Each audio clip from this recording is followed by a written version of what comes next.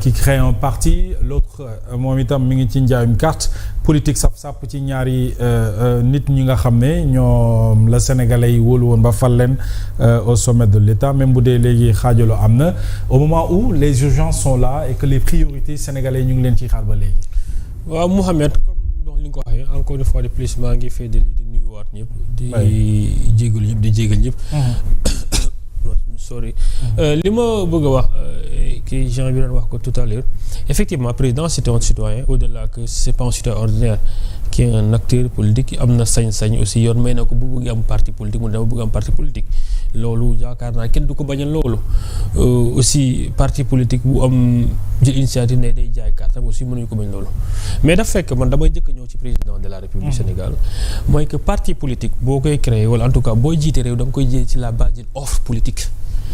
président bu ñu am aujourd'hui qui est en train d'exécuter un mandat daf ko exécuter benn offre politique il a dit ma jàpp ne une grande partie wala appareil bi ko indoon foofu moo indi offre bi ma jàpp tout le temps et ça je l'ai toujours dit l'offre politique que le passif nous a vendu jàpp naa c'est pas une bonne offre politique xëy nañ ci ñëwaat te man dama jàpp ne offre politique boobu te moom le président di exécuter président donc bu dee ba sentir ne dafa war a créer parti dama jàpp li mu war a jiital mooy lan ne man de ay la yéwén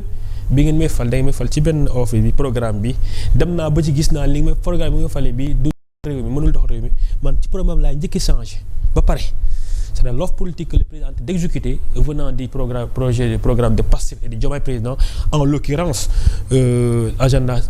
2050 agenda de transformation système 2050 tey ma jàpp ne moom la ñu war a njëkk tey tegal ñu ne comme il est en cours d'exécution du mandat mënuñu wax dëgg yàlla kat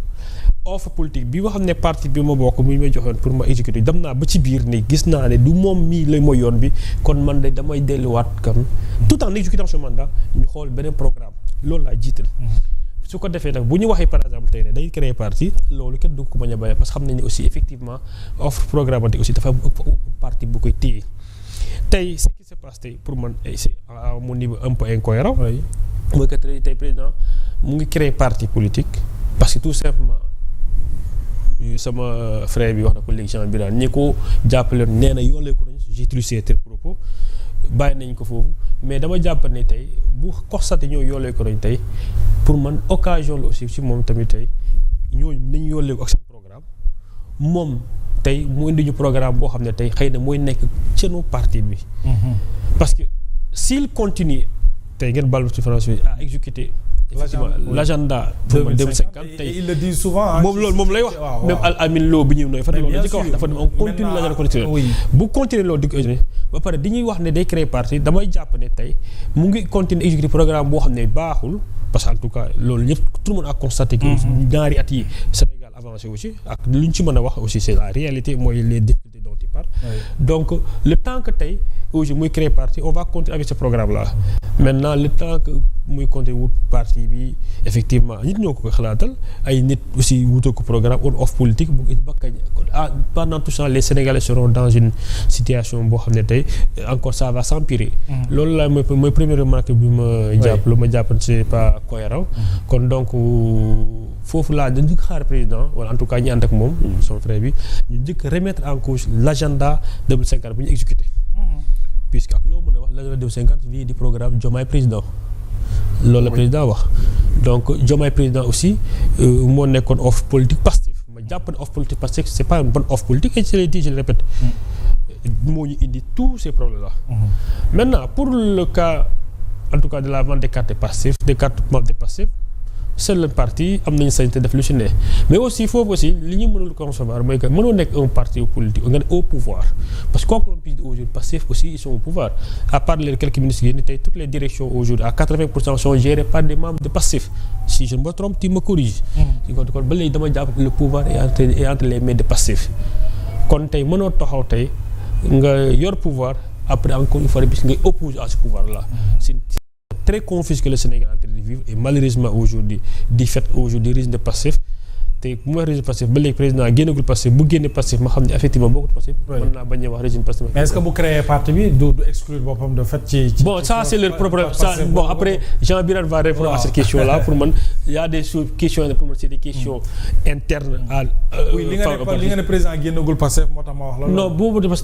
que bu mooy régime Pastef. dama ci dugg la président loolu moo tax may wax loolu. d'accord ça marche. jusqu'à ce que par exemple mu génne parce que jusqu'à ce que Pastef aussi génne totalement de la gouvernance sur ce point aussi je précise aujourd'hui on ne peut pas ne pas comptabiliser aujourd'hui Pastef sur les problèmes de ce pays. loolu moo tax gis naa aussi effectivement ñuy commencer véhiculer cette information comme quoi que par exemple tey Ousmane Sonko bokkatul ci l'exécutif donc seen yoon nekku ci dëkk non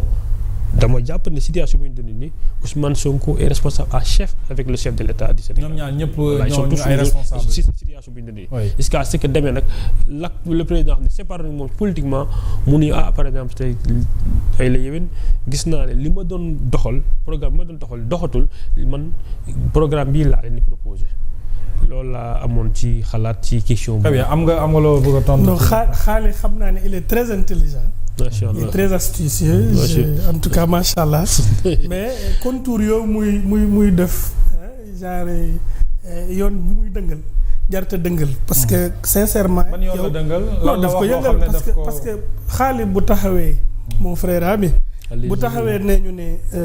programme bi nga xam ne moom le président de la république di doxal moom mooy. ça découle de Diomaye président. waaw ba pare nag bëgg koo delloo ne ko faa mu changer ko parce que Pastef fa ko def alors que Diomaye en tant que candidat moom moo amoon programme am et sur la base de ce programme ci la ñëwee au pouvoir moom lay dérouler te d'ailleurs agenda 2050 bi nga xam ne moom lay wax je crois que ba fa ñëw ba nekk président de la République ñu door koo tëggaat defaraat ko pour mu mën a joxe donc il s'est diamétralement opposé entre l'offre politique et comment dirais-je l'appareil politique du benn appareil politique bi mooy accompagner offre politique bi dara newu ci benn problème amu ci maintenant ñi nga xam ne ñoom ñooy exécuter offre politique boobu ñoom nga mën a toog ne ñu ngi def lu ñu war a def wala defuñu lu ñu war a def te ci loolu la taxaw nag pour avoir un appareil politique qui lui permette boo xam ne moom lu muy def sur le terrain d'abord dina mën a toog ak xelam xam ne lu mu xalaat lu mu nam lu mu bëgg ak pour sénégalais moom lañ nekk di exécuter sur le terrain. si vous me le permettez je vous le permettrai naturellement. Je suis désolé quand même mais je pense que tey boo ñëwee tey ngeen ni Diomaye président ce n'était pas une offre de Pastef wala en tout cas l'agenda ne découle pas ça loolu jàpp ma ne loolu. je ne crois pas avoir dit ça non plus. waaw d'accord peut-être j'ai mal compris. Je rectifie. Même si vous voulez que je vous prête ces mots ça ne passera pas. ok non écoute moi discute pas dans le truc dama lay wax. dama koy fàttali son leader Abdourahmane Diouf a été les premiers à défendre en brandissant le Diomaye président comme dit que c'est ça le projet. oui. donc. Mais quand on parle de projet, c'est l'offre politique de Pastef. Loolu on ne peut pas le nier. Aujourd'hui ba bu ñuy def élection 2024 le programme Diomaye président était le